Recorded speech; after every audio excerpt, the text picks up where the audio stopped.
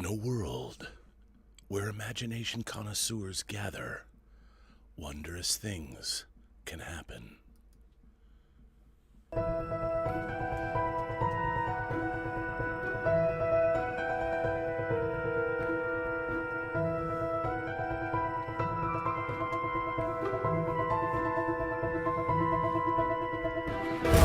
Well, greetings, imagination connoisseurs. Once again, it is I, your Duke of Dope Discourse, your master of fun and wonder, your viceroy of verisimilitude, your sommelier of cinema and sci-fi, your archbishop of Banterbury, yada, yada, yada, and your existential Mr. Rogers, Robert Meyer Burnett.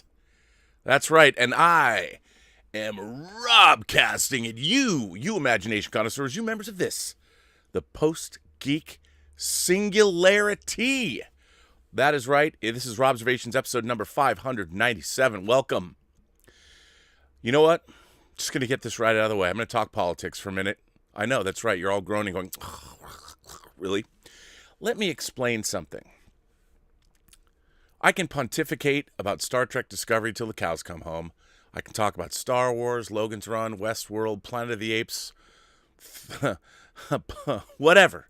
Anything to do with science fiction, fantasy, horror. I can talk about Hollywood. I've worked in the industry since 1989 and in various capacities, mostly as a journeyman. Never achieved great success financially, but I've had a good time, and I've done a lot of different things, work with a lot of different people. So I'm okay talking about all of that. You know, sometimes I might have to pull my head out of my ass, but at least it's something I'm comfortable discussing. You know what I'm not comfortable discussing? Politics. I mean, I'll discuss it. I think all storylines, all storytelling is political in nature. I mean, what politics is. But you know what? When it comes to politics, it's not really politics that people are upset these days about discussing. It's not. It's not the politics. It's the fact that it's very difficult. People take it personally when you're having a political conversation, and if you don't agree with their views, it gets personal. Now, one of the things, and I understand that, people are at odds. Suddenly you're on an opposite team of someone else. Now, obviously, the whole point of this channel, if you look at our mission statement, it's that everybody should be able to talk to everybody. Every person you meet has a story to tell you have yet to hear. And I honestly, truly believe that. And why do I believe that? Because I've experienced that throughout my entire life. I have found out and understood that there is always common ground that you can find with somebody else. And you just have to listen. Now, when you're talking and you're espousing viewpoints, well, you're not listening. And so there's more of an opportunity for you to piss off the person, and the common ground can slip away because they don't like what you're saying. And the only way you can understand if you have common ground with somebody is to listen to them first before you ride roughshod over the conversation. At least that's what I've discovered. It seems to work. It might be a ploy. You could look at it that way, but it's also an opportunity for yourself to just listen. And I think when we're discussing politics, when I'm espousing some political view I have, it means I'm not really listening to other people. And when people don't have the same political view I have, well, then it becomes an adversarial relationship I have with my listeners and viewers, which I don't want to have. And frankly, I am not well-versed in politics enough to discuss any of it. I mean, I can tell you what my personal values are, and a lot of those values were, let's face it, shaped by storytelling.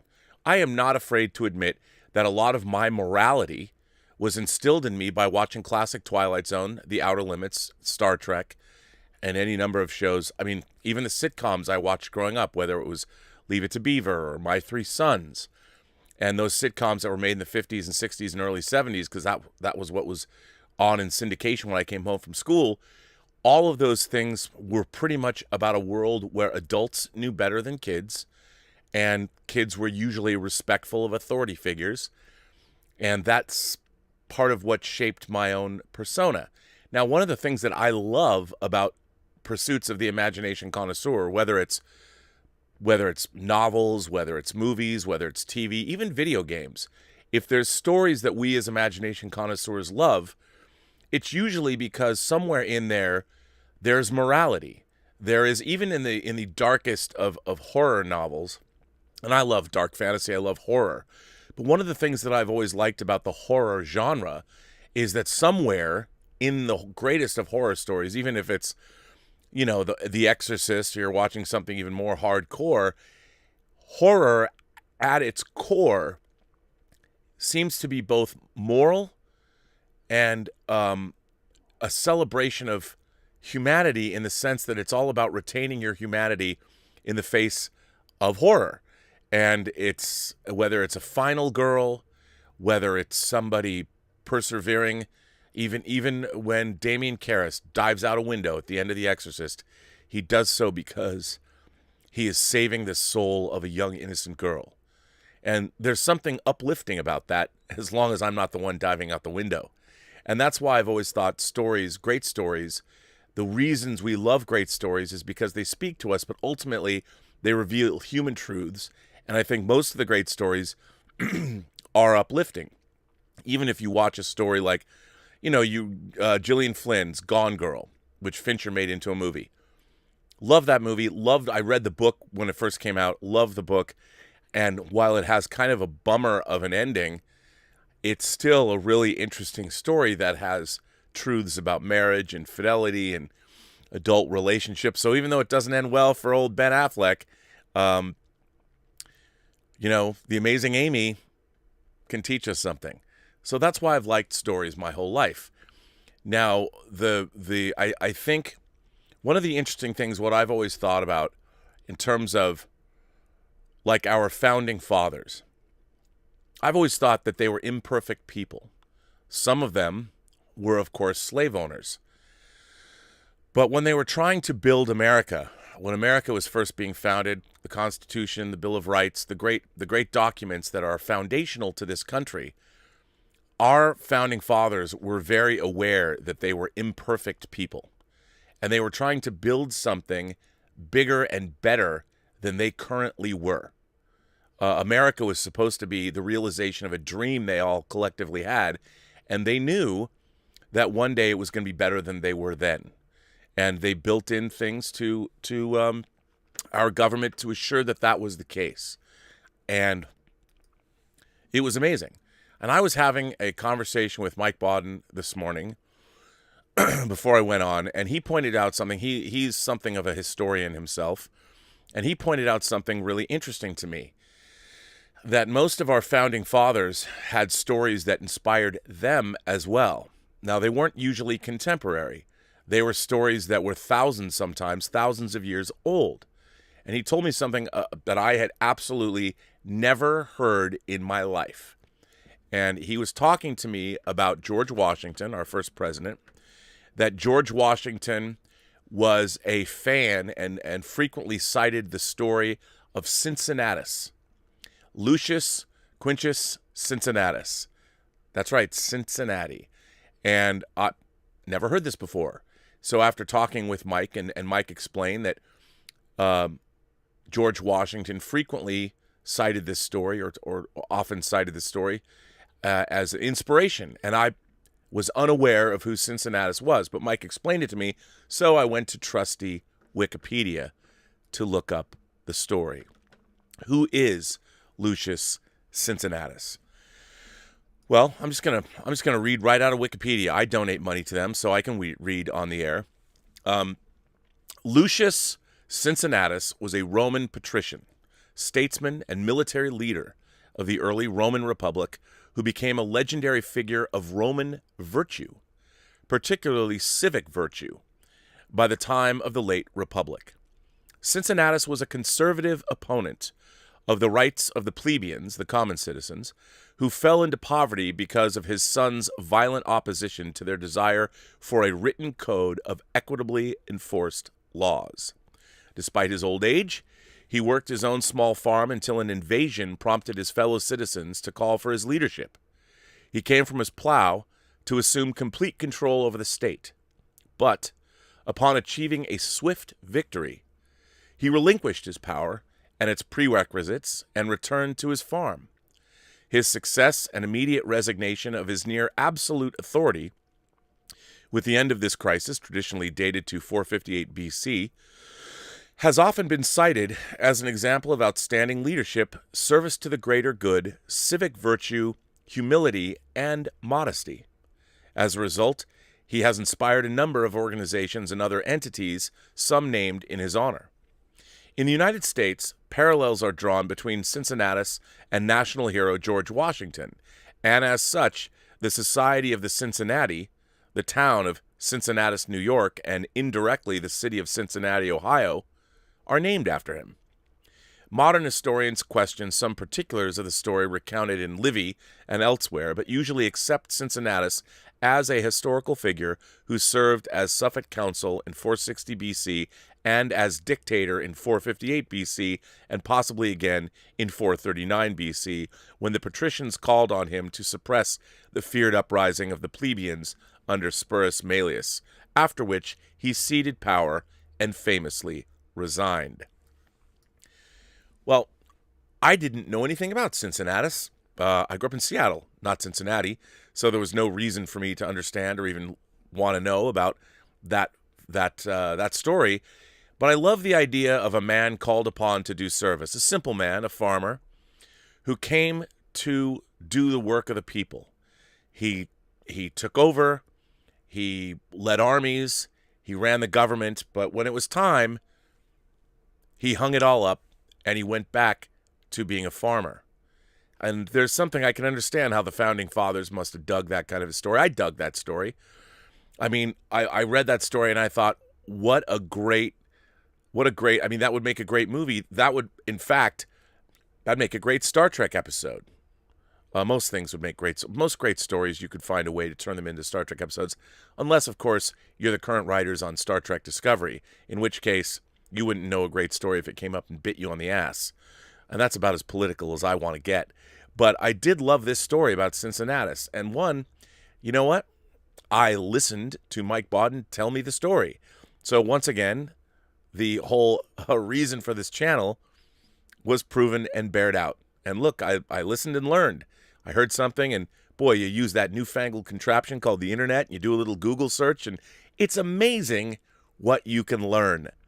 I know, right? Fantastic. But, and you know what I'd have to say to that? Because science, many different forms of science, got us where we are today. You know what's really great about the modern age? We use all of our technological advancements and all the genius of people that have come, well, hundreds and hundreds of years worth of scientific advancement has led us to the point in our lives where we can use all of this incredible technology to spout bullshit conspiracy theories and ridiculous notions like the world's flat. So remember, you know, always look to the past to find inspiration, because you can probably find it. But anyway, so I thought that was a really interesting story, and the fact that our founding father, or our first president, George Washington, looked and frequently cited this story about, well, what it means to be called to do your civic duty. And when the duty is completed, you abdicate and you allow someone else to take over. That's kind of what America was all about. The idea that you come from a place of, well, you're one of us. You're a citizen. You come forward, you do your duty, and when that time is over, you go back to being whatever it was you were before. And I think that's kind of what the founding fathers had in mind. I like that story. But anyway, it really made me think that when we get too political on this channel, this is a channel that's supposed to be about imagination connoisseurs. We're supposed to celebrate action figures and movies and TV shows and model kits and comics and video games and all of that. And when we start talking about politics, look, I think everybody should be able to talk about politics. But on this channel, I've become increasingly aware of the fact that people are starting to inject politics into these conversations, and frankly, they don't really belong here. Now, I reserve the right to touch on political issues. We live in a very political time right now. There's a lot of things, well, we've always lived in political times, but there's stuff going on now that we haven't seen before. And there's going to be a lot of people wanting to talk about it. But I just feel that perhaps this place, for all imagination connoisseurs, politics might not be, well, it's clearly not adding anything to the community right now. And I will say this, I am going to, even if you're going to send me a super chat or a tip, which I very much appreciate, if you are going to do that specifically to inject some kind of unfounded political opinions into the conversation, I'm going to reserve the right to skip over your contributions and your support of the channel. I have to, because I have to start thinking about, all of us. What is this show supposed to be about? Anyway, I'll tell you what this show is supposed to be about. Captain America. That's what this show is supposed to be about. And I wanted to talk about Captain America. Of course, the news dropped today that Chris Evans is going to play Captain America. Now, I wanted to start today's show by talking about or reading an article from IndieWire. I know, not Deadline, but that's coming. IndieWire. This article was written by Zach Scharf on November 11th, 2019. November 11th, 2019. And what is this article? I'll tell you. Chris Evans says he's not eager to play Captain America again, but never say never. Unlike Robert Downey Jr., Tony Stark, Iron Man, Chris Evans, Steve Rogers, Captain America survived the events of Avengers Endgame, and thus the door has been left open for the actor to return in the future as his iconic superhero character. But is that what Evans wants? The question was posed by Evans' longtime Marvel co-star Scarlett Johansson during their video interview for Variety's Actors on Actors series. You never say never, Evans responded. I love the character. I don't know. It's not a hard no, but it's not an eager yes either, Evans added. There are other things that I'm working on right now. I think Cap had such a tricky act to stick the landing, and I think they did a really nice job letting him complete his journey. If you're going to revisit it, it can't be a cash grab. Oh, yes, it can. You sure can. It can't just be because the audience wants to be excited. Well, there's worse reasons. And what are we revealing? What are we adding to the story? A lot of things would have to come together. Evans maintained that where Steve ends up following the events of Endgame is such a perfect closure for the character that it'd be a shame to sour that. Endgame concluded with Steve deciding to stay in the past so he could spend his life with love interest Peggy Carter. I'm very protective of it, Evans said about playing Captain America. It was such a precious time, and jumping into the movie was a terrifying prospect to me. I said no a bunch of times, and there's a million and one ways it could have gone wrong. It almost feels like maybe we should let this one sit. Johansson's Black Widow and Sebastian Stan's Winter Soldier were integral to Evans' Captain America franchise, and both characters are getting their own projects in the upcoming fourth phase of the Marvel Cinematic Universe. The Black Widow standalone film opens May 1st. Oh, 2020. How optimistic they were. While the Disney Plus television series The Falcon and the Winter Soldier is now in production. Evans is not expected to be reprising Captain America in either project, although some believe he might pop up in Black Widow because it's a prequel film. So there you go. Nope, Chris Evans was not eager to come back as Captain America. But what, say it with me now, everybody. What have I tried to tell you since I've started this show? It ain't what? It ain't show friends, it's show business. And the show will go on. And first of all, I don't think that there's a more beloved... I can't imagine the combination of Chris Evans and Captain America. That is like, it's the first time chocolate went into peanut butter. I mean, that was one perfect combination. And who doesn't love him as Captain America? I love him as Captain America. He's just a very handsome man. I like his demeanor. I love the fact that he really embodies the character of Cap. And I think... however he comes back, it wouldn't bother me. After all, these are, if you're going to buy into Infinity War and Endgame, which I did wholeheartedly, of course, Captain America is going to come back. Why wouldn't you want him to? So anyway, today, ladies and gentlemen, boys and girls, gentle beings, kind souls from across this 28 known galaxy spread we have here, we really don't. That's just from a movie. I just like saying it. What do we have?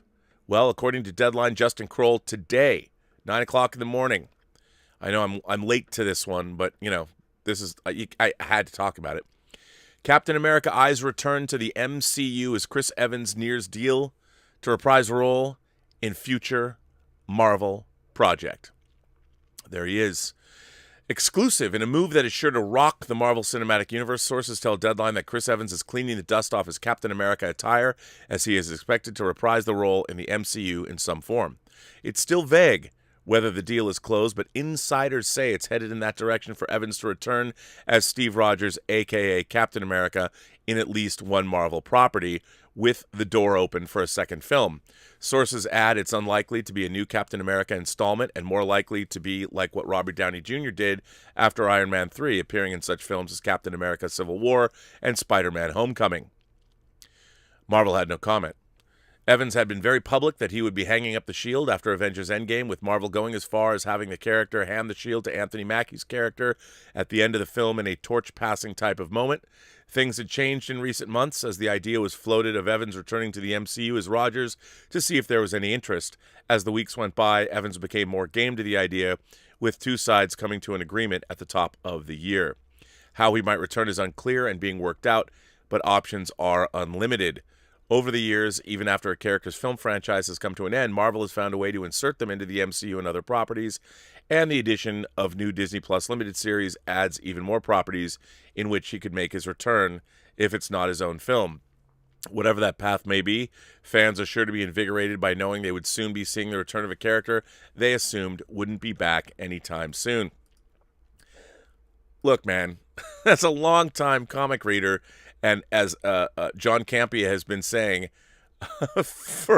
since the end of Endgame, of course Captain America is going to come back at some point.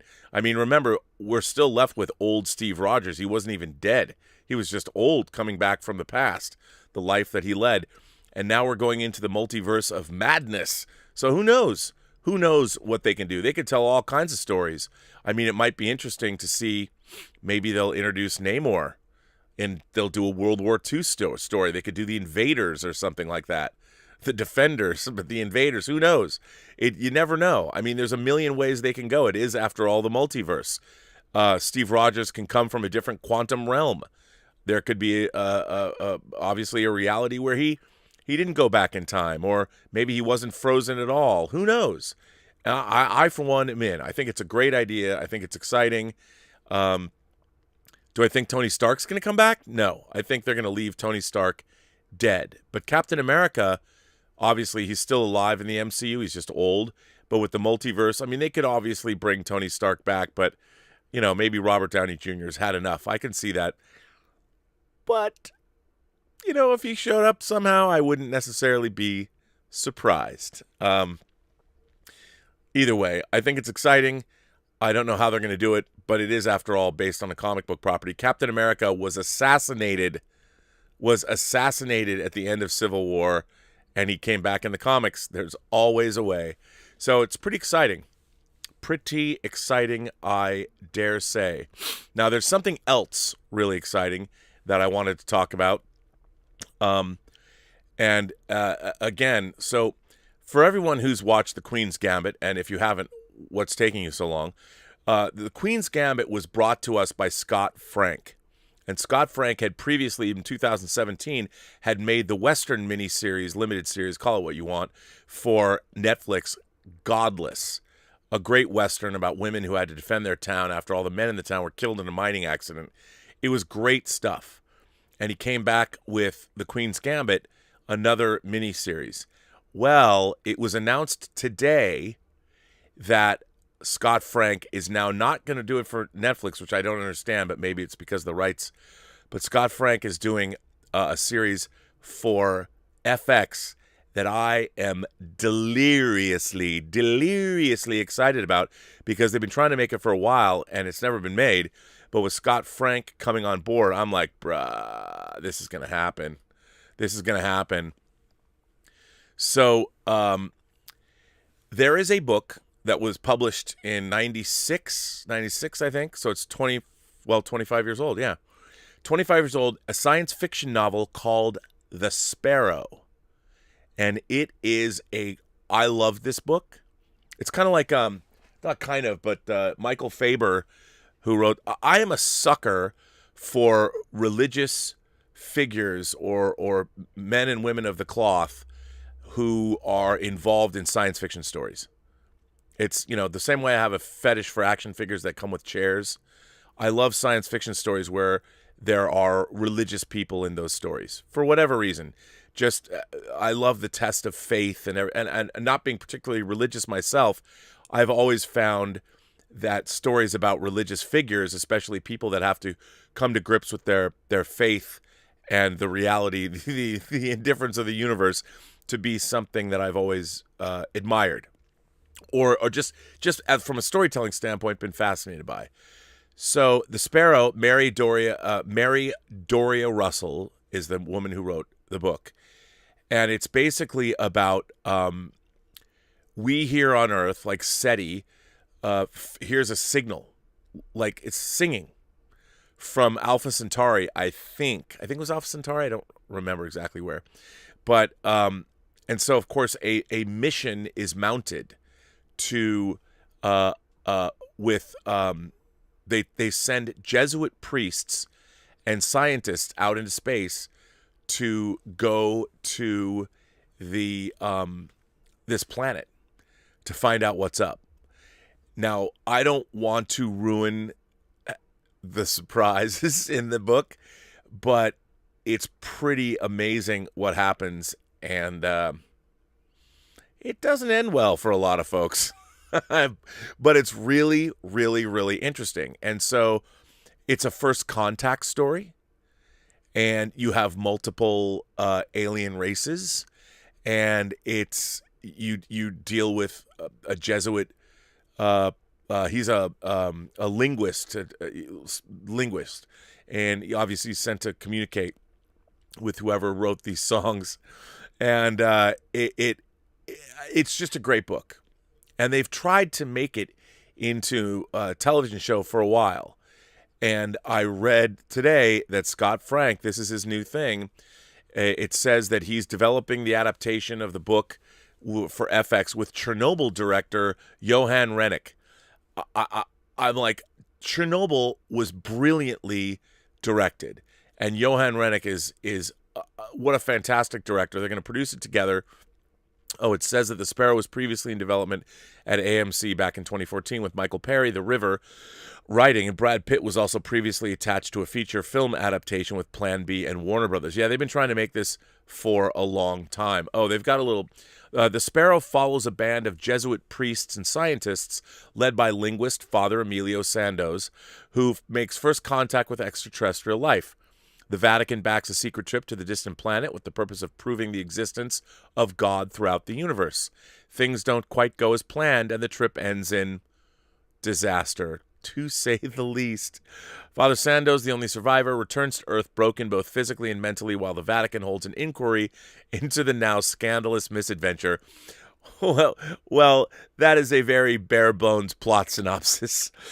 They've left out what actually happens when they get to the alien planet, which, by the way, if you're not going to read the book, stay spoiler-free on this one, folks, because this is going to be quite something, and very special. And if you haven't read the book, read the book. It's great. And by the way, on another note, Michael, The Book of Strange New Things by Michael Faber, not quite the same story, but I would definitely say in the same genre, religious leaders, extraterrestrials, that kind of thing. Again, I can't get enough of those kinds of stories. So, The Sparrow by Mary Doria Russell, if you want to read something that's quite compelling, and you're open to that kind of thing, I can't recommend the book highly enough. Also, The Book of Strange New Things by Michael Faber, who wrote The Crimson Petal and the White, and he also wrote Under the Skin, that was made into a movie with Scarlett Johansson. And if you haven't seen Under the Skin, bruh, come on, what are you missing out on here for? Go check that out. One of the most compelling science fiction films of the last 20 years. Fantastic stuff. Anyway, so that's what I bring to the table to all of you today.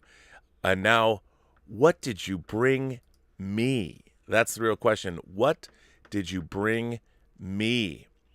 Well, a couple of things. Now,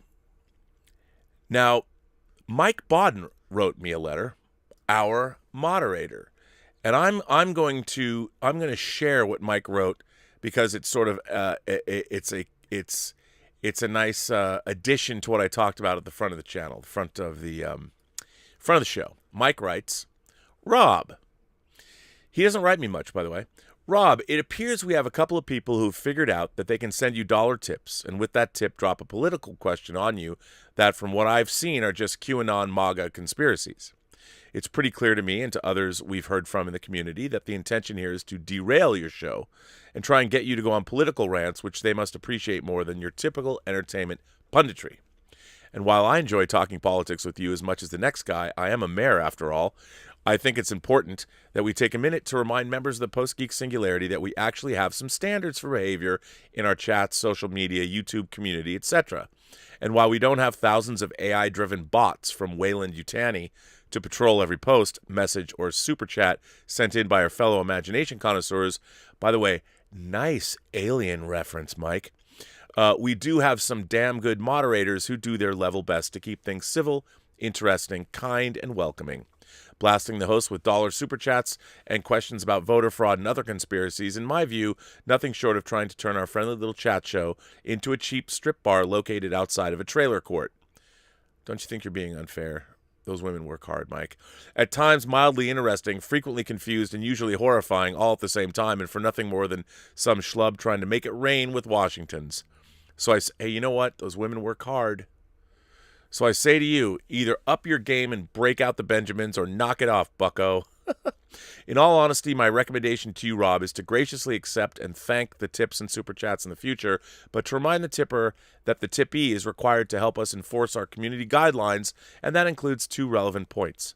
1. The Post-Geek Singularity is intended to be a place where people can talk about genre entertainment and the entertainment industry, not politics. If you're going to make social commentary, make it relevant, or do it somewhere else.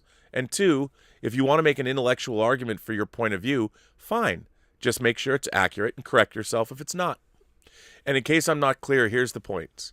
The super chats and tips I've seen in the past few days are alleging facts that are nothing but unproven allegations, and in most cases, refuted allegations, and there's been no effort on the part of the person sending in the tips and social equivalent of Molotov cocktails to relate any of these allegations to genre entertainment. Simply put, these comments are a violation of the community standards, and I've instructed our moderators to remove the offending poster if they persist. The money's not worth the frustration, and quite frankly, it's not that much money. And in case I'm not clear, here's the point. The super chats and tips I've seen in the past few days are alleging facts that are nothing but unproven allegations. Simply put, if people are hearing about our community standards for the first time, and that's likely, since we're growing at a 7 to 10% per month right now, here's a link to the page on the website. Thanks. Do with this what you will, Mike. Well, there you go. I thought sharing that was definitely worth sharing, and that therein ends my sermon about politics on this channel. But I thought it needed to be said. I really do. And I'm going to follow that up with a letter from Jordan Britt. Jordan Britt says, "Greetings from the colony of Rochella Prime. It would seem there has been a spate of trolls who are deliberately injecting hostility and outright lies into the chat as of late in an attempt to incite drama. Normally, I would just roll my eyes at them, block them, and continue to enjoy the chat, but there's one person in particular who gets off on giving Rob a tip, only to spew lies in their message, upsetting Rob and upsetting us. Now, I get that Rob is trying to build a bridge to all in the PGS, but some of those bridges come with trolls who want nothing more than to see things blow up. I don't oppose people's opinions if they're different from mine, but when you use deliberate and incendiary language that is meant to set people off, well, that's a problem. I'm not saying Rob should lay off the politics, but to keep the peace, he can't just say, I appreciate the tip, but we're not doing politics here. All of us come here to interact with our fellow nerds and geeks and talk nerd and geek shit, hell yeah. But we're also here to get away from politics that is wrecking this country. We need this space to be non-partisan. I guess that's all I have to say on the subject, Jordan. Now, here's the thing. I would like to say something about that, and I will finish, but I want to thank you, Jordan, for writing in. I like people that are partisan.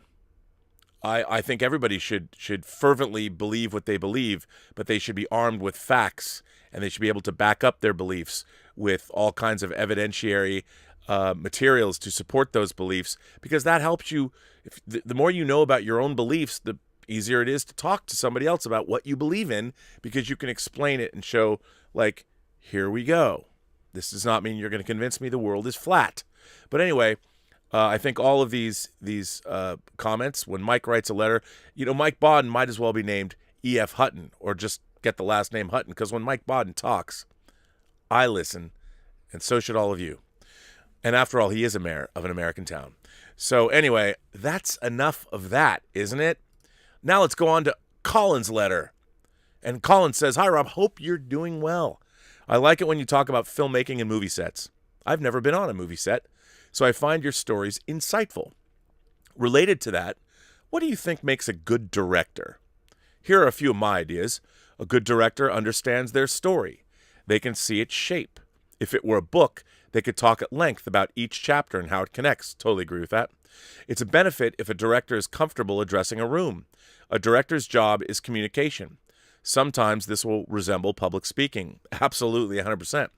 "A good director understands tension and release, pacing, the importance of character relationships."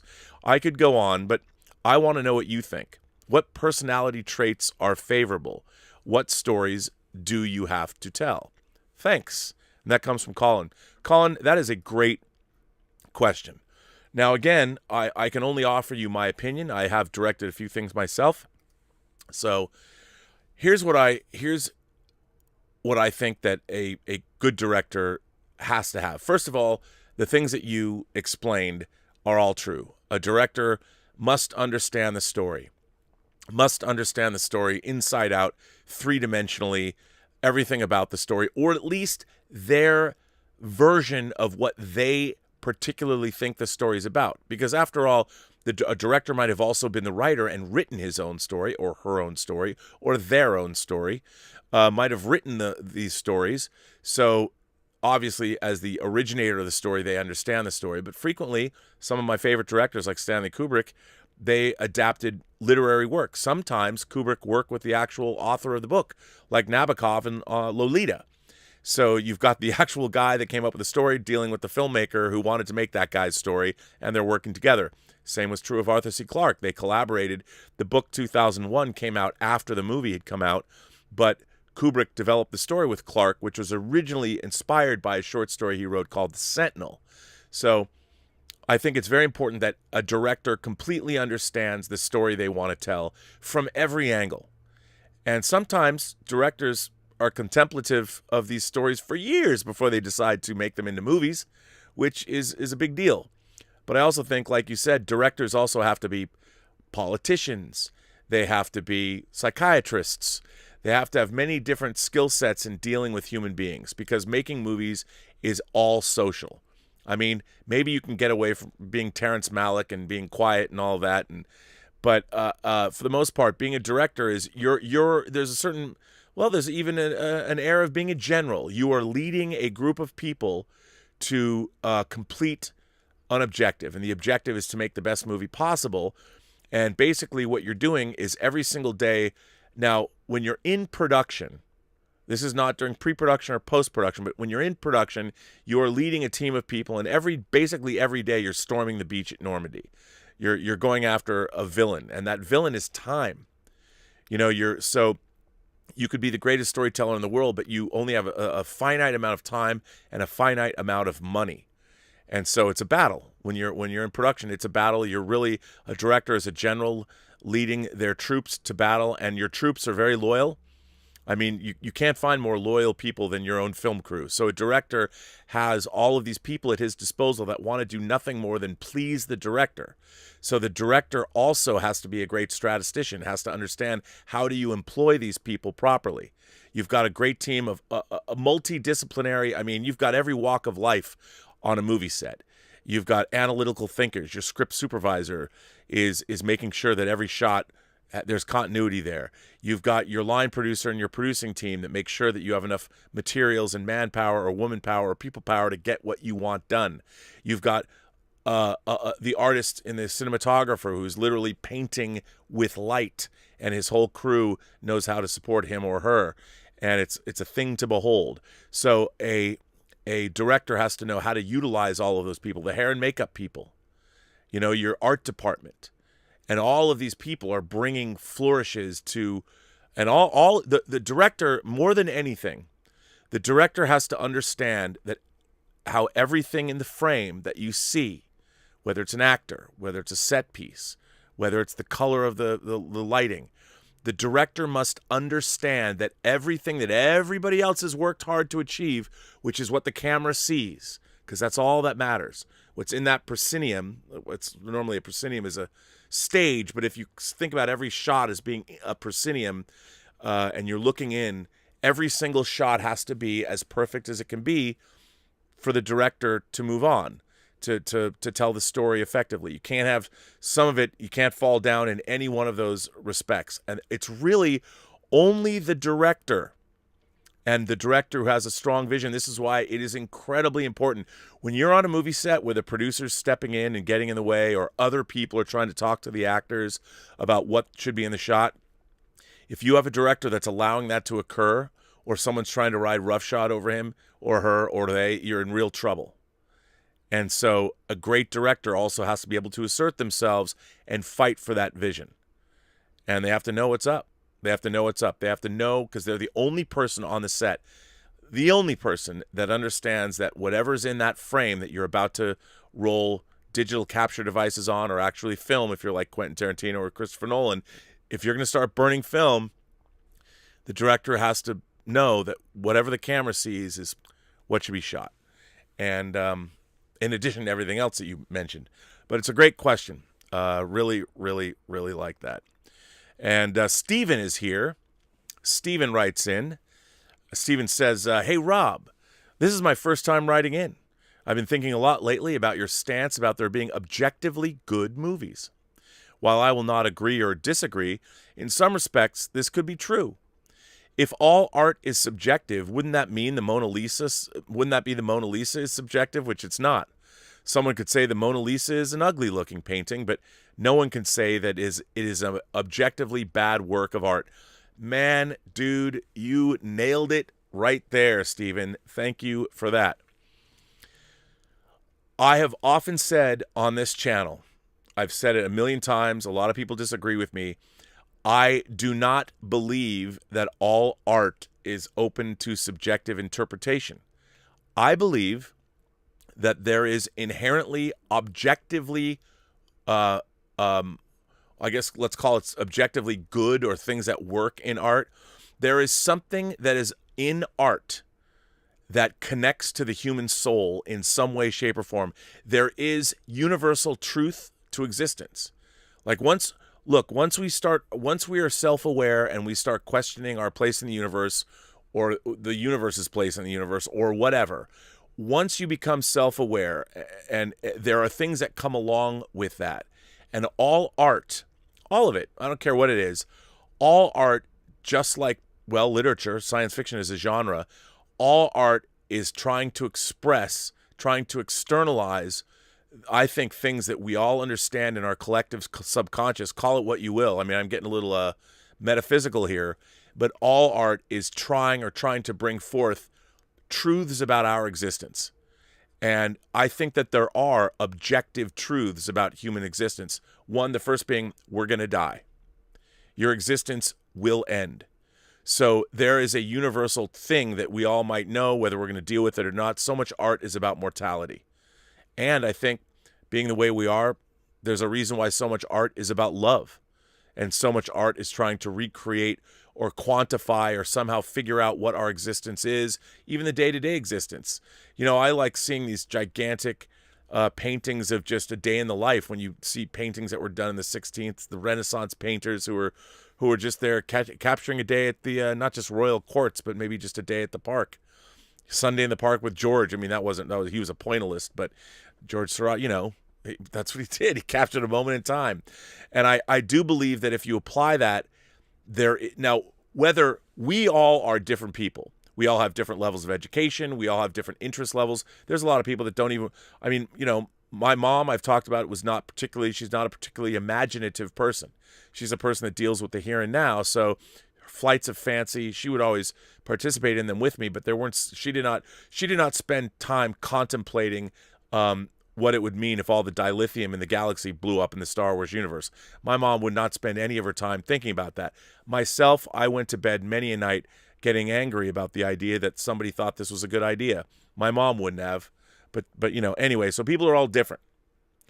And but I do think that in the great works of art, there is objectively good things that speak to us, that are they are the truths. They are the truths of human existence revealed, which is really what art's all about anyway. And whether or not we recognize that, that's where it comes in. We don't have to like all of this art. We can like whatever we want. So our opinions are subjective. If somebody thinks the Mona Lisa is a bad piece of art, well, that's them, and their reality is not wrong. Whatever they think, you can't tell somebody that, well, what you think is wrong. It's not wrong, but they just might not recognize the objective truth inherent in something like the Mona Lisa. But that doesn't mean it's not there. It just means it might not be there for that person, because everybody's experience of the world is different. That's why there are sports fans, and that's why there are movie fans, and that's why there are fans of going to horticulture conventions or whatever your thing is. Not everybody likes the same stuff. But, that doesn't mean, like, if I don't know anything about, say, breeding orchids, it's not something that really I've ever thought about, other than when I saw, was it Adaptation? The Orchid Thief, whatever. But there are people that know everything in the world about breeding orchids, and I'm sure breeding the perfect orchid, when you see it, if somebody's well informed, they know that there is probably an orchid, the holy grail of orchid breeding. I don't know what that is. I mean, I might roll in and go, oh, that's a beautiful orchid, but I have no idea how long it took to get there or whatever. But that doesn't mean that the orchid isn't objectively a great orchid. So, but I do think that, anyway, so the same thing. So he goes on to say, I don't mean, I'm in the middle of all this. I haven't even finished Stephen's letter. Hang on. So the same thing can be said about Star Wars. Someone can hate the film, but it is an objectively important movie. I thought about films that I wouldn't say are bad films, but I don't think I can say I actually like them. For example, The Lighthouse is a movie that I respect the performances, but I don't know if I actually liked it. Punch Drunk Love is another movie that I respect the performances in it, but I wouldn't say I really enjoyed the film. The Happening is not a good film, but it's really fun to watch. I guess this is true with all art. It's both subjective and objective. Thanks for all you do. Well, Stephen, I think that's the important thing, is you do recommend, or you do recognize that it's art is both objective and subjective. Just like most things. Yeah, thanks for writing in a fine letter, and not just because I agree with you. Omar94 is here. Omar94, as he is every day, says, hi, Rob. Moderators in the Post-Geek Singularity. One of the best things about any movie or TV show is when we get a character reveal we literally do not see coming. In television, one example of a character reveal I did not see coming was in an episode of the original Twilight Zone called 22 that stars Arlene Martell. A woman has this repeating nightmare about going to the morgue and a strange woman saying, room for one more. Near the end of the episode, that same strange woman turns out to be a stewardess on a plane and says, room for one more to the woman. I remember seeing that and thinking, holy crap. I mean, there were some nods of the nightmare leading up to the woman going to the plane, but I didn't think that strange woman would show up. In film, one really good example I can think of was Die Hard with a Vengeance. Throughout the film, we don't really know much about the villain until we hear the line, does the name Gruber mean anything to you, Lieutenant? And we see Bruce Willis's facial reaction with the flashback of Alan Rickman falling to his death. We then learn that Simon Gruber is Hans Gruber's brother. I remember seeing that for the first time and literally being surprised, since I never saw that coming. Those are just examples of when I think character reveals we don't see coming are really well done. Thanks, and live long and prosper. I can tell you, and you all know what I'm going to say. You all know what I'm going to say. I can tell you that the biggest reveal of something no one saw coming happened to me in a movie theater in May of 1980. Obi-Wan never told you what happened to your father. He told me enough. He told me you killed him. No, I am your father. Come on. The whole audience, man. Now, to be honest, I'd read the novelization. I know. I robbed myself of one of the great revelations of all time. Had no idea. But knowing it was coming certainly allowed me to enjoy the response of the audience in the theater at 6 in the morning. Well, it wasn't 6 in the morning. It would have been about 7. Let's see, Empire Strikes Back's, 124 minutes long? So it would have been around, like 7:45. I don't think there were any trailers. 7:45 a.m. Woohoo! That was some good stuff. Maybe 7:50, 7:55. I don't know, but it was a great moment. I didn't see that one. Well, they didn't see that one coming. I didn't either when I read the book. But it definitely was there. So this letter comes from Don P1. Don P1 says, "Hello, Rob and all. Here is an example of business before friendship and also rebranding business before rebranding friendship. Yesterday, our good friends at Viacom CBS have rebranded CBS television distribution to CBS Media Ventures as part of the unification of the CBS brand across its divisions and platforms. To be honest, I love the new CMV name and logo and audio logo. The instruments used in the CMV variation of the 5-note, 'This is CBS' audio logo are different than those used for the ID and CBS Studios variations. What do you think? Thanks for reading, and remember, stay positive, test negative. Regards, Donnie. P.S. This letter is dedicated to the remembrance of the voice of CBS Sports, the late Don Robertson, who passed away last Saturday. More on that is a Google search away. Rest in peace, Don." Well, thanks, Don P1. You know what? Let me look this up.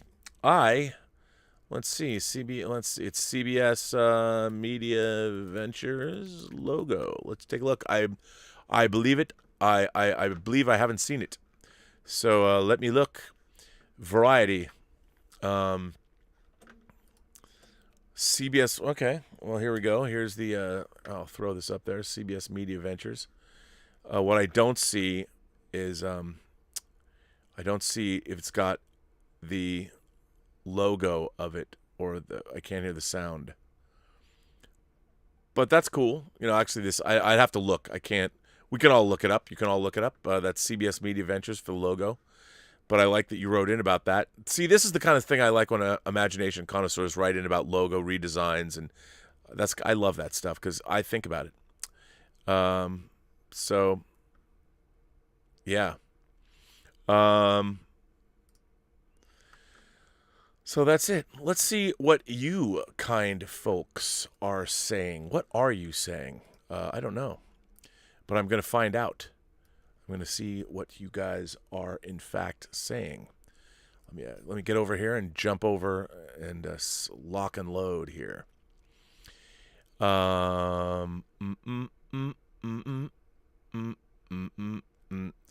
Chloe Fanning. Chloe Fanning is the first up here. I wonder if Chloe Fanning is in relation to my long lost good buddy Sean Fanning, who I miss. Chloe says, with movies like Premonition, have you ever had a dream vision? When I was a kid, I once had a dream, and it was a picture of a girl. 6 months ago, I came across a picture on Google, and it was the same girl in the picture I dreamed of some 30 years before. Ooh, Chloe, that's scary. I don't know what to say to that. I have had a lot of, I would call them deja vu dreams in my life. Certainly, deja vu dreams. A lot, actually. I don't know what that means. Maybe when we go into the great unknown, we'll find out the answers to these things. But I don't know. I haven't really. I guess I have. There have been people I've met. I'm like, wow, my God, I think I've dreamed of that person. But I wouldn't say premonitions. I haven't had any premonition dreams in my life. Willow is here. Willow, once again, posing the tough questions about Deep Space Nine. If you were in the situation in Children of Time where the Defiant, with a crew of 50, are stranded on a planet, but to get off and get back home, they would have to wipe out an alternate timeline and 8,000 people with it, what choice would you make? It's a good choice. That's a good question. You know, I mean, I would go home. I would go home because those people did exist. I mean, and an argument could be made if they existed in the first place. I don't know if you could wipe them out. I think there's different things that go on. I'm not really sure, but I would always want to go home. I'm not gonna if some alternate universe was set up, and by me getting back home to my loved ones or whatever, that alternate universe would not have been created. I don't necessarily think that's true. I think once that universe, that alternate timeline exists, I think that you couldn't erase it because it was there. I think it would be shuffled off into some other quantum realm. I would go home, though. I'd go home. Matthew Smith says, every Thursday night in our house is reading night. I'm presently reading Hyperion for the first time on your recommendation. Last week, I read Sol Weintraub's story. I have a 16-month-old daughter. The end of it brought me to tears. Great writing by Dan Simmons. What Matthew Smith is referring to is the book Hyperion, which is one of my favorite science. Actually, Hyperion was actually split into two books, Hyperion and Fall of Hyperion by Dan Simmons, one of my favorite writers. I have actually a whole Dan Simmons shelf up there with signed copies, hardcover copies, first editions of Hyperion that I had Dan sign. I love the story of Hyperion. Actually, it's many stories. It's stories of travelers going to a place to meet a thing. So you got to read it if you love science fiction. I mean, it's some really heady stuff, Matthew. I love hearing that you're reading it and that you're loving the book and that it brought you to tears. That makes me greatly pleased. Jeff Yerke, of course, Jeff and his lovely Y, Mrs. Y, Jeff Yerke and Mrs. Y, sends in a tip and says, hi, Rob, I want to put in a word for real movie stars. Last night, Mrs. Y and I watched Mr. Lucky from 1941 with Cary Grant, one of the great movie stars. From the moment he appears, he owns that film. It's breathtaking. They don't make him like they used to. Live long and prosper, the Yerk Man. You know what, Jeff, I agree. I mean, look, star power is star power. And, you know, there was something, people like Cary Grant, I think the movie stars of that came out of the sound era that had the looks and the voice, they felt like they were angels walking on earth. They truly were gods and goddesses of the silver screen. And Cary Grant was one of the, you can't not, and he had a long-lasting career. You can't not look at him. I mean, in a way, we don't even have people that look like that anymore. I mean, we just don't. And I completely agree with you. They don't make them like they used to. The world is a lesser place because of it, I think. So Jack is here. Jack says, I love your shirt, Rob. Okay, as you all know, I love my geeky shirts. I like the late great John Schnepp. We have a love, and I see Chris Stuckman. I don't know if you guys get Stuckmanized, but I really enjoy Chris Stuckman's channel. By the way, if I might recommend a fellow YouTuber's channel, Chris Stuckman's been doing movie reviews for a long time. He did a really interesting, it's almost an hour long, an interesting piece about leaving. He was raised in the faith. He was raised as a Jehovah's Witness. And he did a really revealing hour-long show about how he left that faith. And you know what? It's essential viewing, and I want to mad props to Chris Stuckman for doing that piece, man. I mean, that to me, that represents the very best kind of YouTube programming, in that it's somebody talk about having a story to tell that we have yet to hear. That was a really powerful story. It was really, the way he told it, very honest. I really like his delivery of things. I mean, Chris Stuckman's the kind of a guy, like, I watch him and I'm like, I totally trust that guy. I've always liked him and I've liked his reviews, but this is a great piece. So go over to his channel and get Stuckmanized and watch his piece on leaving, how he's no longer Jehovah's Witness. So anyway, he's also a person who wears geeky shirts that I like. But I have a very, I love deep cut movie or TV reference shirts. And there was I found a guy on T Public, where I have a merch store for this channel. And there was a hoodie that popped up of Mifune Motorworks from Speed Racer, the animated Speed Racer. I'm like, oh. So I went to that guy's T Public store, and he had this. I got a few, and one of them was this. JJ Gitz, as John Huston would say, but Gitties. This is, of course, Jack Nicholson's character from Chinatown. So Jack says, I love your t-shirt. Chinatown is one of my favorite movies ever. I even love its much maligned sequel, The Two Jakes. You know, I only saw The Two Jakes once, but I'm dying to get it on Blu-ray. It's coming out on Blu-ray. I think Kino's putting it out, even though it's Paramount. Somebody's putting it out. But yeah, you know, and I went to his I forget the guy's name too. I forget the guy's name on T Public, but he had great shirt designs. And, you know, everyone's kind of following. Look, don't get me wrong. Last Exit to Nowhere is still the king for doing, like, these kinds of movie reference shirts. No one's going to ever beat Last Exit to Nowhere. But Last Exit to Nowhere, I don't know if they make it. I thought this was pretty cool. And this guy's T Public store, I mean, he clearly took a page from Last Exit to Nowhere's. Last Exit to Nowhere is the name of an online retailer that sells the creme de la creme of movie reference shirts. They're my favorite, and I actually feel like I cheated on Last Exit to Nowhere when I bought these shirts. But there was this one. He also had one, the Bramford, and for all of you who know Rosemary's Baby, it's the Dakota in New York, but in the movie it's called the Bramford. He had the Bramford shirt. I'm like, oh, click! I had to have that. And he made a few others. I would have dropped, if I had enough money, I would have bought like 20 shirts from him. They were awesome. And I would, you know, I still could, I guess.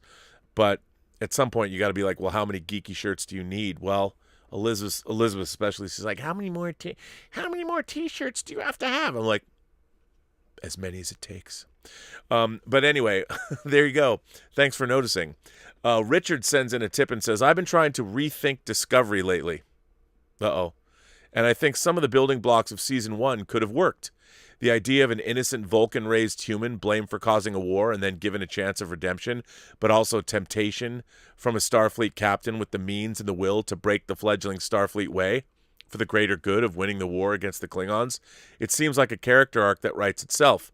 The logical innocent Michael is taken in by the anti-villain Lorca before finally renouncing him, and through her trials find the purpose for Starfleet and the Federation at large. Was that character arc there? I have a feeling that was the initial idea before it was heavily rewritten, and you wouldn't be wrong. Look, I agree. I find Star Trek Discovery, I think the thing I hate about it the most is I have yet to after 3 seasons, they haven't told a satisfying story. They haven't told one story that makes a lick of sense. They keep putting in all this other stuff, and it doesn't. I mean, there's some people that follow that and like, oh no, it's a good story. I like all that. But like, we're literally supposed to believe that the voice, the echo of a dead person, a ghost in the memory of one of our main characters is now interacting as a crew member, or it's such fantasy. It's such, and it's not even good fantasy that I can't. But I can't deal. But you're absolutely right. I mean, if they had a great writing staff, if they had a real visionary. There's no visionary writer at Discovery. There is no Vince Gilligan. You know, there's no David Simon. No one. I mean, it's Matthew Weiner. Hell, Chris Carter. Even though I wouldn't necessarily hold him up. But after the last 2 seasons of X-Files, but still, there's no good writers. There's no good writing for Star Trek Discovery. It's just a mishmash of all these disparate ideas. I don't get it at all. But you're right, Richard. They started from a good place. It could have been better. Bob Quall here is our friend Bob Quall. He's got to be. I haven't bestowed this moniker upon him, but if the channel has an official master of ceremonies, a Halloween master of ceremonies, it has to be Bob Quall. Go to his Facebook page and look at his pictures of what he did to his house for infestation this year. Amazing. Even during a global pandemic, Bob Quall wins Halloween. So he says, my fantasy about how to use Captain America. Have the Fantastic Four exist in the 60s in the alt universe where the married Steve Rogers works behind the scenes with S.H.I.E.L.D. Rogers helps guide the Fantastic Four in the ways of the costumed hero. That's a great idea. I love that idea. Martino Sumoni. Thank you very much for the generous support you always show the channel, sir. If, in an Emperor Ming voice, Earth is not flat, then my plan to throw over the edge all of Star Trek Discovery is spoiled. Well, Martino, it is not. Let me tell you, for anybody who's out there listening to this right now, I can tell you there's one thing that I know. The Earth is not flat. If you don't believe anything else I ever say, you can believe me when I say the Earth isn't flat. I'm telling you, it's true. Jack sends in a super chat and says, I smell a new podcast whining about politics. Oh, I hope not. Royce Freeman sends in a super chat and says, does an editor and a director have to tell the cinematographer and get his approval when they recompose or crop or alter shots from the original intention? No, Royce, and I can tell you that for experience.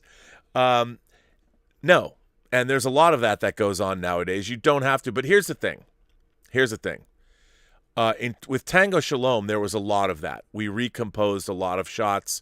Sometimes you have to do it for reasons that are mechanical. I mean, when I say mechanical, in terms of making an edit work, sometimes you do it because the scene changes.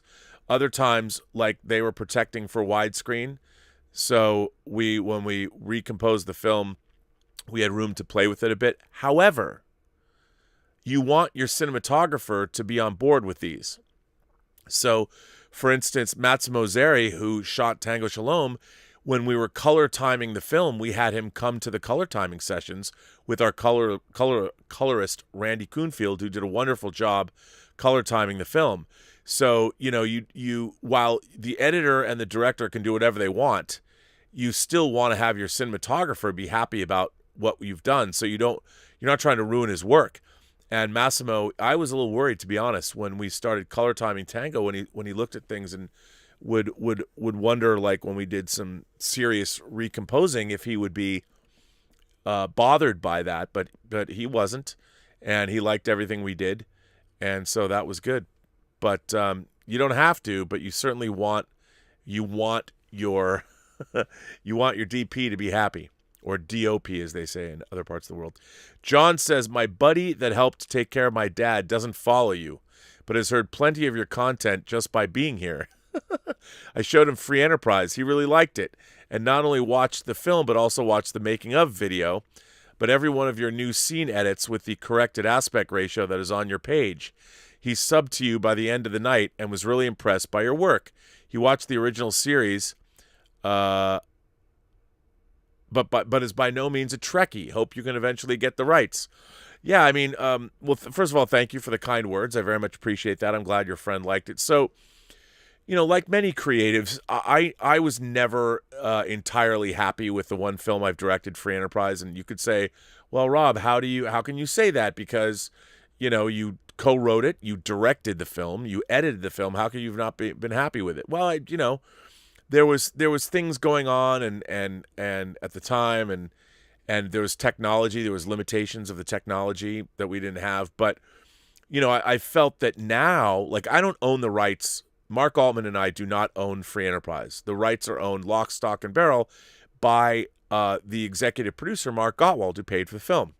Now, it's sat on a shelf since 2006 and no one's done anything with it. What I would like to do with Free Enterprise is kind of do what Coppola did with Apocalypse Now and the Cotton Club, but not Godfather 3, or go back and revisit the film. And what I've done on my page is I always wanted the movie to be widescreen, and it was pretty open the way we shot it. The full negative is open, but if you go and look at clips of Free Enterprise on the right here. It's right on the Burnettwork YouTube page. I have recut and recomposed the film the way I want it. I've taken it. It was 185, and I've made it 239:1 using what was there, cropping it, but making it visually the way I saw it in my head anyway. So you can kind of see how it looks. And what I'd like to do is, obviously, I'd like to go to Mark Gottwald and buy the rights of the movie from him, and then go and rebuild it all and restore it all and upgrade the visual effects I put in it back in 2005 and turn it into what I want it to be, the most definitive version of the film. And it wouldn't take that much. When I say I re-edited it, I just took what was there and tightened it up. But if you look, like the scene when they meet William Shatner in the bookstore, that scene plays much better than I thought it. It's all subtle, but hopefully maybe I'll do that. But I have to get the money. It probably, to buy the rights and redo the whole film, you're looking probably could be $500,000. Royce Freeman sends in a super chat and says, can a director use stuff that was recorded by the camera the actor didn't intend to do, like break character or screw ups that make them look bad? Yes, you can, but maybe not make them look bad. One of my favorite stories that I actually tell in my documentary for The Usual Suspects, in Bryan Singer's The Usual Suspects, there's a lineup scene where all the 5 guys, all the usual suspects, are lined up. And when they were filming the scene, the actors were such cut-ups, they were making each other laugh. They couldn't not laugh during the shot. And Bryan was upset about this. And he thought that none of the actors were taking it seriously enough, and he got really, really upset. And it was only in post, when they were working on the movie, that John Ottman had the brilliant idea, along with Bryan, that to use all those goofy takes. And that was, by being goofy, that was their resistance. That's how the suspects were basically saying, fuck you to the cops. And it's a great scene in the movie. And I talk about that in our documentary that appears on the original DVD, but nowhere else, unfortunately. You can find the documentary on YouTube. I think someone in France put it up, but I'm really proud of that documentary. I worked on it with Carrie David and, of course, Dave Parker, who later directed The Hills Run Red. So, but I think that's a good example. So yeah, there's a lot of times where you might get something golden before action is called or after cut has been said. You never know, and all of it's fair game. If it's on film, you can use it. That's my philosophy. But you don't want to make the actors look bad. You use that stuff to make the film better. You'd never do something just to make an actor look bad. At least I can't imagine anybody would. Alexander Wilson is here. Hello, Alexander Wilson. I was listening to Mafia member Sammy the Bull's podcast, and he's a wonderful storyteller. His story about his prison time at ADX Supermax, the most strict prison in the USA. One of the guards made him eat his food with his hands in front of his wife. Wait, with his hands in front of his wife? One of the guards made him eat his foods with his hands in front of his wife. Try it out. Hands in front of his wife. I don't know what that means. I'm missing out. But I'll listen to that because I would love to hear that. Crack-a-lackin' Kung Fu Throg. Crack-a-lackin'. Throg, our favorite Throg, the man who has supplied more toilet paper to this channel than any man humanly could possibly do. But, well, I guess not, because he did it. Is superstition considered a trope of horror? Superstition, by definition, can also be a trope for superheroes, sci-fi, fantasy, folklore, and religion. Is Discovery's latest mistake using and changing the use or explanation of just what the Guardian is? Well, that's okay. That's a multi-part question. I think superstition can be a trope of anything. But yeah, horror, I definitely think, if people are superstitious, but you could tell the story of, like, in Goodfellas, Martin Scorsese's mom could be superstitious.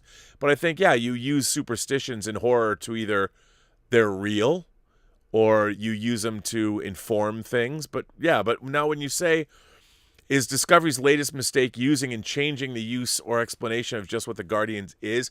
Well, here's what I think is. I'm just going to flat out tell you why I fucking hated what they did to the Guardian of Forever.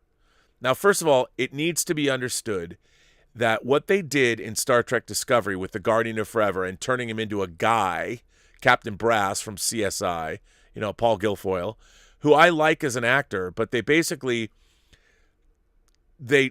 turned him into a guy. Like, that harks back to Harlan Ellison's original version of City on the Edge of Forever that was heavily rewritten by Dorothy Fontana, Gene Kuhn, and Gene Roddenberry. They got rid of that notion, and they turned the Guardian of Forever into a ruin from an ancient civilization, a ruin that was on this planet. And the Guardian is some kind of a machine with power that we can't begin to understand that is on this planet. The Guardian is not an individual. He's not a person. The Guardian is a remnant of a long-dead civilization, or maybe they just went back into the past, or something like the inhabitants of Sarpedon, who used Mr. Atoz and his Atavachron to go back into the planet's past to escape the supernova, the Beta Niobe system. So that's interesting. We're going to escape our planet's, the cataclysm that's going to befall our planet, by using a time machine to go live in the past. Well, the Guardian of Forever, in my mind, was a machine. It was a remnant of this once power. It's like the Krell in Forbidden Planet, and I'm sure that Roddenberry and Gene Kuhn were thinking about that. Like, it's, the power of the Krell. That's what the Guardian of Forever is. Well, they wanted to be cheeky and change it like they do, like these fucking writers on this fucking show.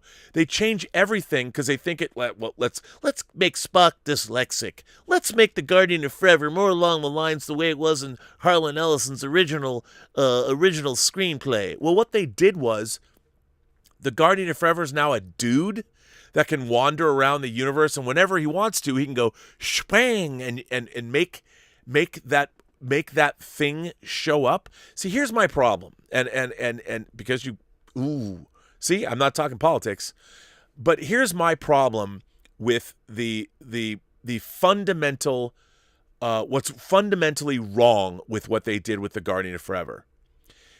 We all know in our world what ruins are. Stonehenge, the pyramids, all the other megaliths that you could find littered around our planet. We understand what Stonehenge is, but we don't really know what it was. We kind of know what it was for, but we don't really know what it's for. But the idea of a ruin is something we all understand. And there's something mythic about ruins, and the fact that in the Star Trek universe, there's this long dead civilization, and we'll never know the answer. And all we have left is the Guardian of Forever. And the Guardian even says in City on the Edge of Forever, I was programmed to present the past in this manner. He can't change. But for whatever reason, because maybe they watched Doctor Who or whatever, the writers of Star Trek Discovery decided to throw all of that out. No longer is the Guardian of Forever just a ruin. It's a man. It's some kind of sentient life form or something, an android that now can travel around and conjure up, like just go whooshie and make this thing. That is all fantasy. It's the genre. They've left the genre of science fiction and they've gone into fantasy, and they don't understand the fucking difference. And when I watch something like this, I'm like, why is it that you now want to tell another variation on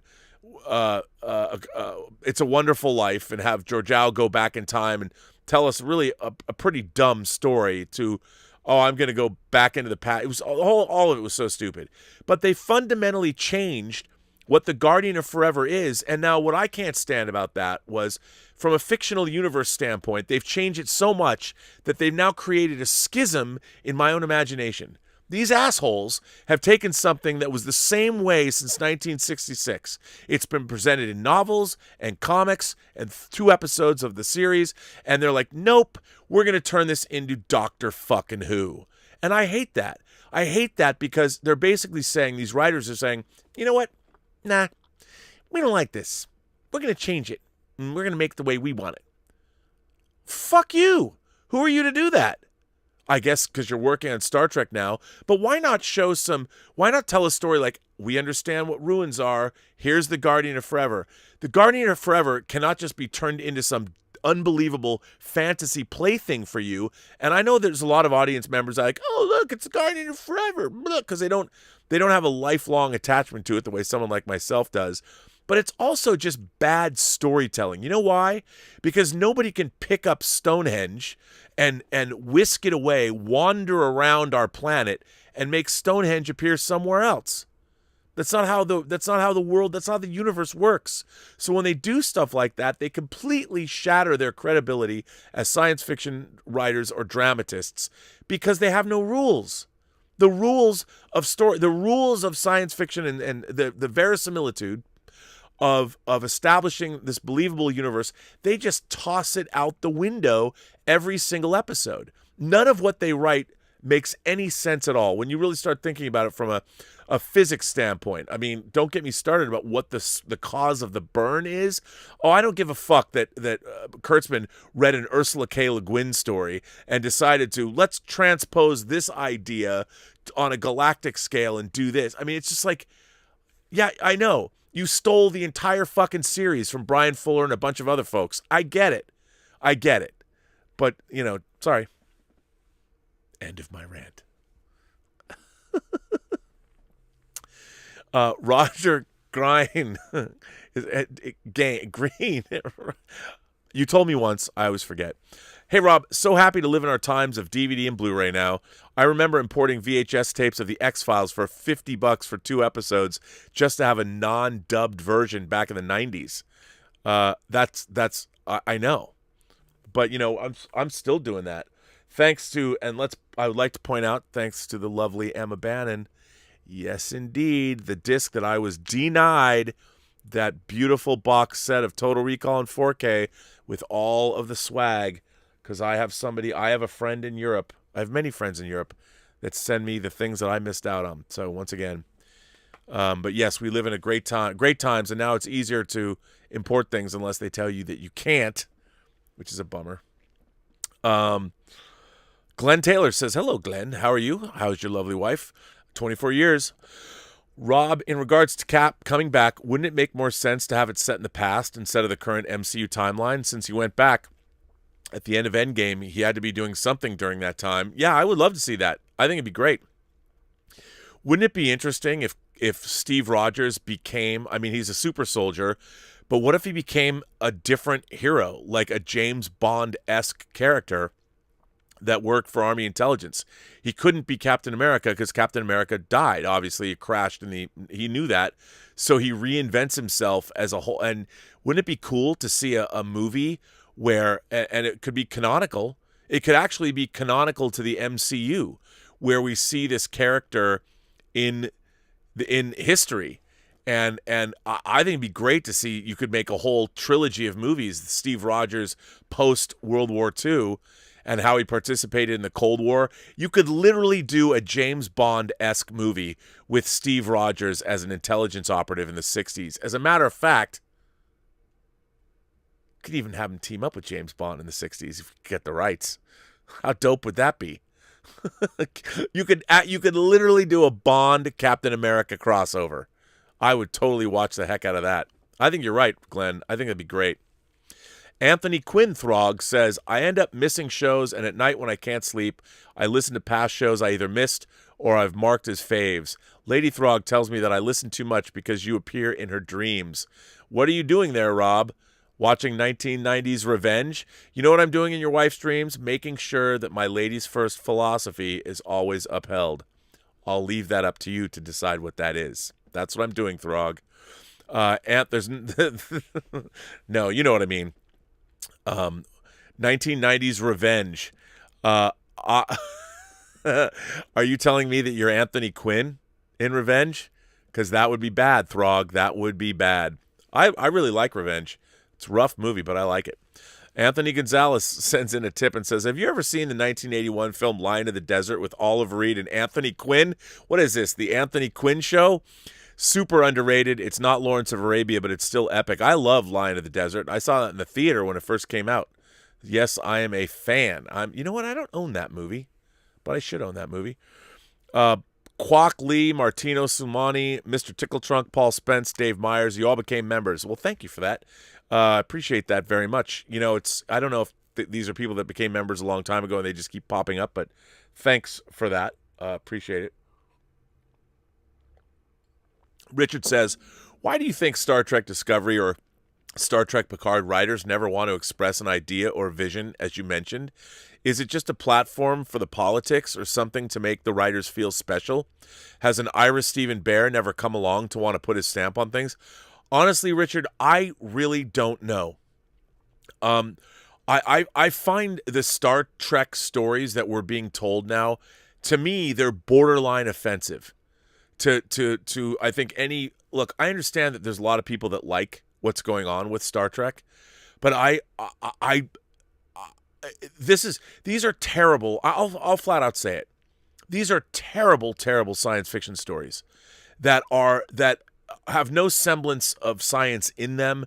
None of it makes sense. When I watch in the finale, the episode with the turbo lifts in the Discovery, it's clear to me that the people making this show don't even understand their own starships.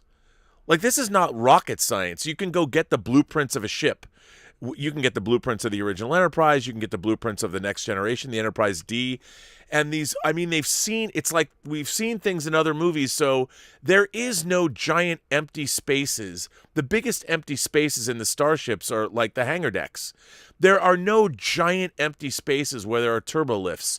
You know, the turbo lifts they're in shafts that are in the walls. I mean, there's no empty space other than when there's the empty space when the turbo lifts are not going through. But the shafts are only as big as those are. I mean, all this empty space. I'm like, when I see something like that, I'm like, they don't understand their own show. They don't even understand the concept of a starship. This is not like the Death Star that has these giant open chasms. I mean, it drives me crazy. I don't know why. Look, I do know why, because there's a lot of money involved. You control Star Trek, you control money.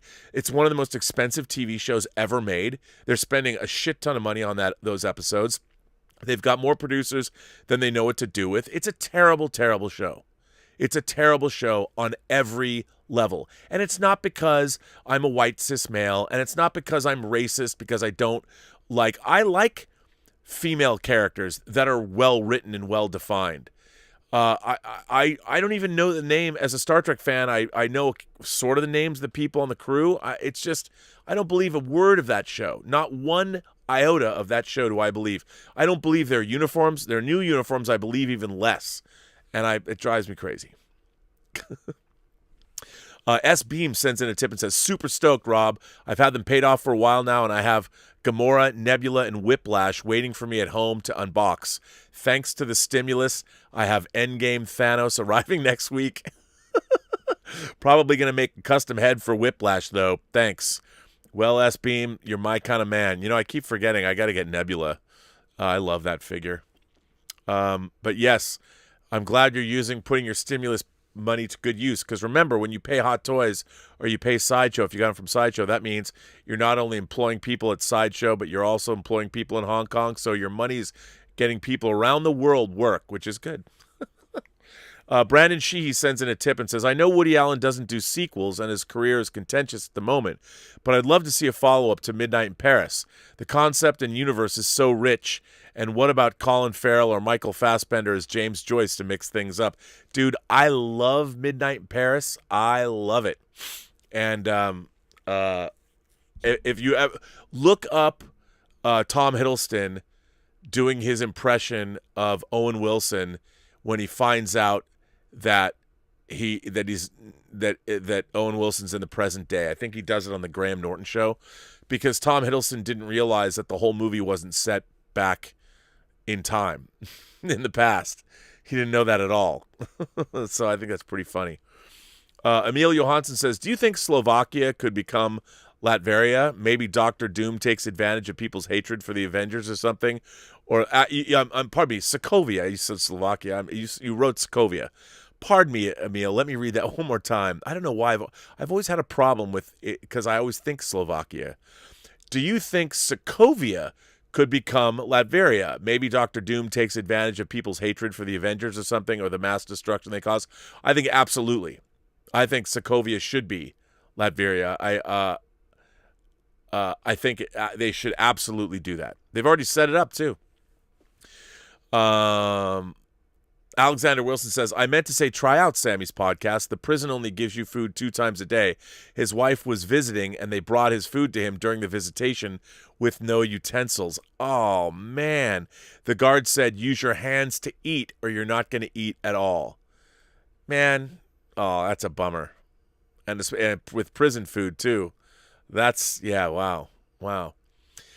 Stubble McShave says, I just thought I should mention that you pronounced director Johan Rennick's name incorrectly. You used 2 syllables, but there's only one. By the way, he had a career as a hip-hop artist over here before he started directing movies and television. So it's Jan Rennick, not Johan. Jan Rennick? Is it Jan? Jan Rennick? Again, it's Swedish. You know, I don't know. But yes, the guy's an amazing director. He's amazing.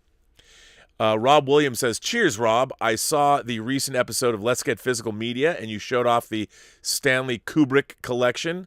Loving Kubrick, I went to Zavvi and found that it had a lot of amazing titles, and they're half price right now. I ended up saving a lot. Yeah, Zavvi's, that's, like I said, I got, as Dieter Bastian would say, a Schnäppchen, one of my favorite new words I learned. I got this Nolan box set, this 4K box set. It's actually really cool. I mean, I think they released the same thing in America, but I never got it. But it's really cool because it's got the 4K, the Blu-rays, and then the special features. And I got this set half off. It was half off. Now I can't decide, am I going to keep this box or am I going to take my Nolan Dark? Well, I probably will. I want to put all like my Dark Knight 4Ks in the actual big. I've got a Dark Knight collection box that I liked. Keaton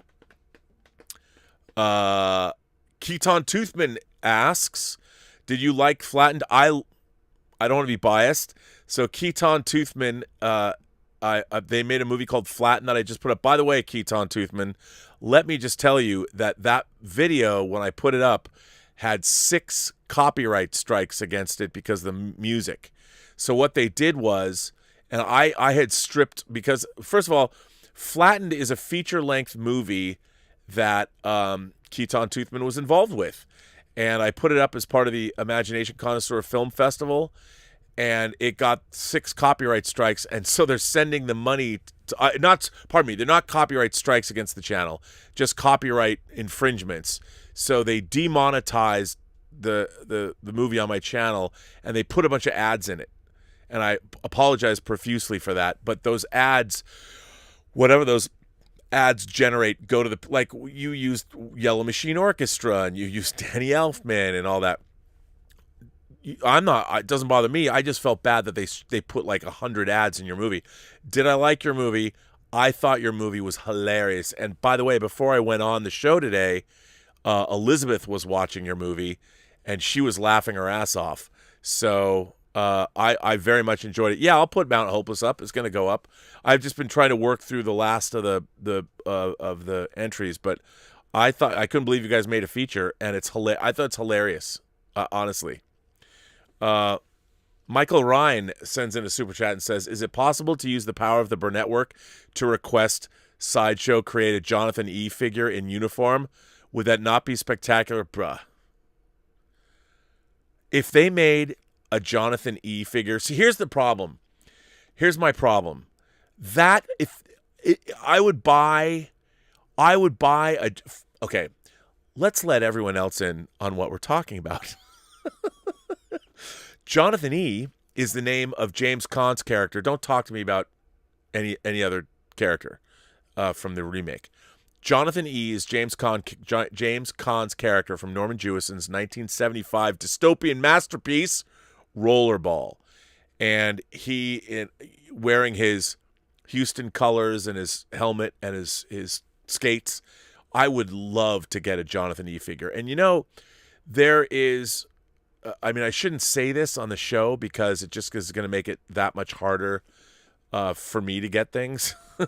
But if you're in the United States, there's a lot of what we call third-party companies that make all kinds of figures that haven't been properly licensed. And the reason why most companies could not afford the licensing fee to make characters. Like if somebody said, okay, we want to make a Hot Toys-esque 6-scale Jonathan E. from Rollerball. You're never going to sell enough of those to pay for that licensing fee.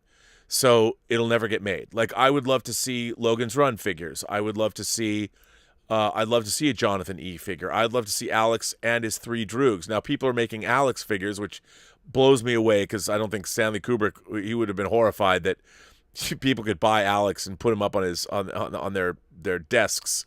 But yeah, so I would love it. But if you go to, and I hate to say this, but I'm going to say it anyway.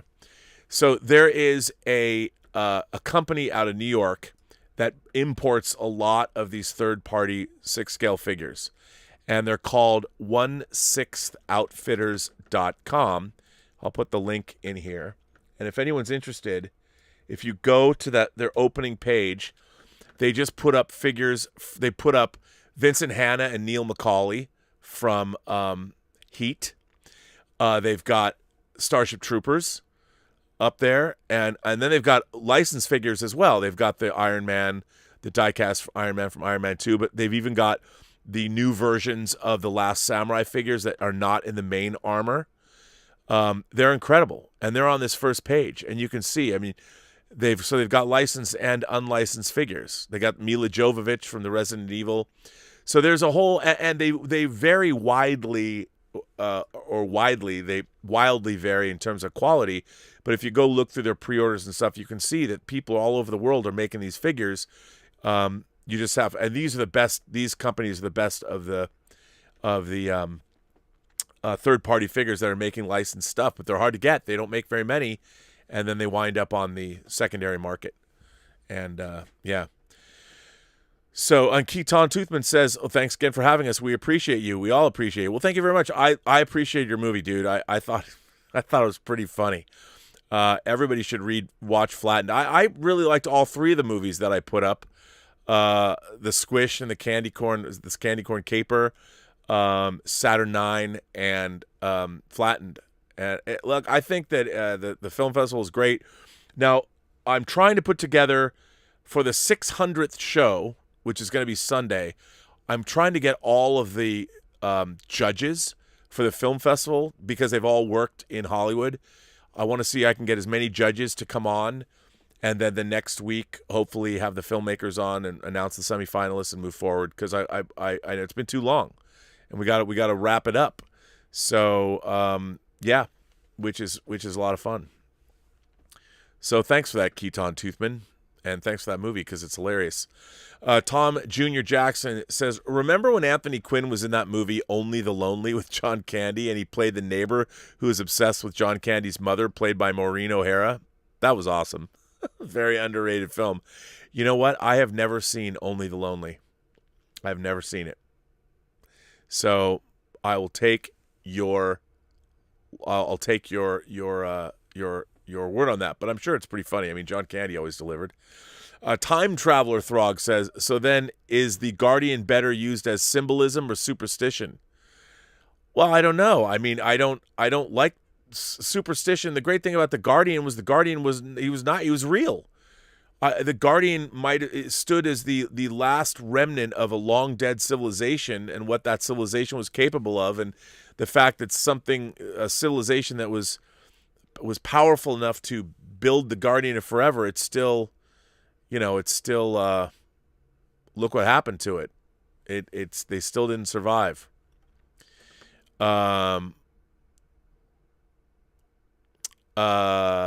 Richard says, "It's funny because I'd never heard of the Tor series, but as soon as you described that, I was not only compelled, but I felt a little scared because it felt extremely plausible.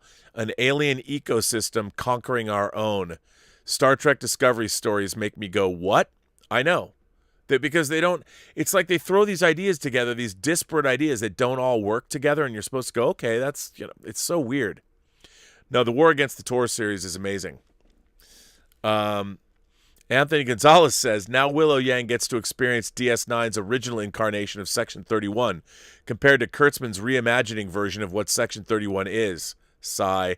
Yeah, I mean, the great thing about Section 31 in Deep Space Nine is it was one guy who would literally show up, materialize, and then be gone. And you never, I mean, there was more to him than that, but you didn't know what was there. And then when they brought Section 31 back to Enterprise, it was kind of the same way.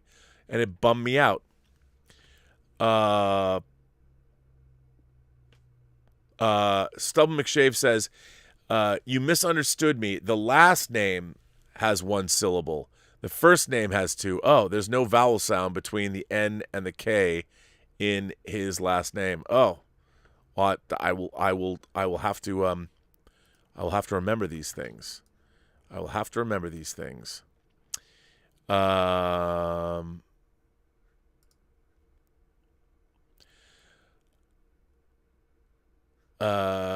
Yeah.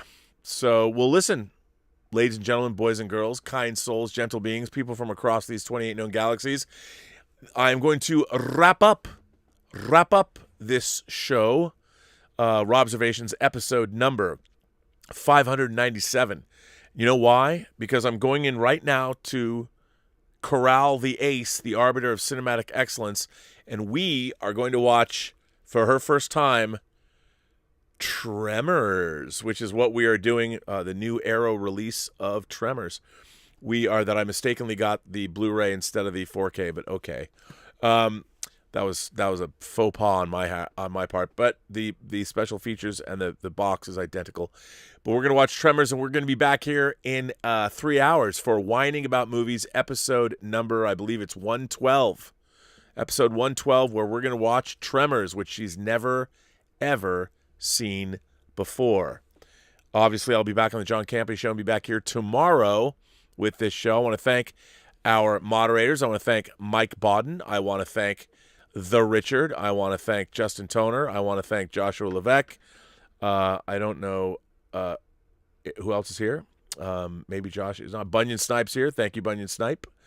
And all of that. And I want you all to go follow the Post-Geek Singularity Facebook page on Facebook, or go find the Whining About Movies Facebook page, or the Let's Get Physical Media Facebook page, or the Fully Articulated Facebook page, and all of that. And I appreciate everyone who supports the channel through tips and super chats. Thank you very much. Like, subscribe, smash that like button. Also,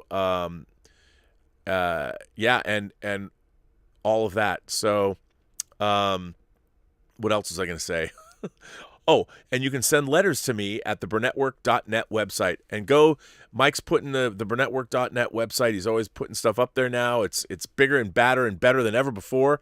And also, there is a podcast version of this show.